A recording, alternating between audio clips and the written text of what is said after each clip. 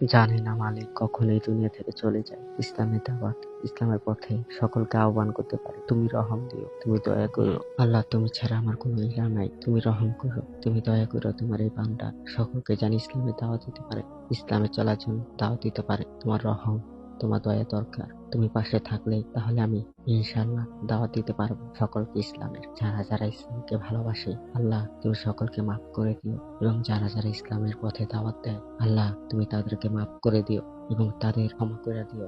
মালিক, যারা আমরা ইসলামের দাওয়াত দিই তুমি তাদের সাথে থাকো, এবং ইসলামের পথে চলার জন্য তোমার রহম দরকার।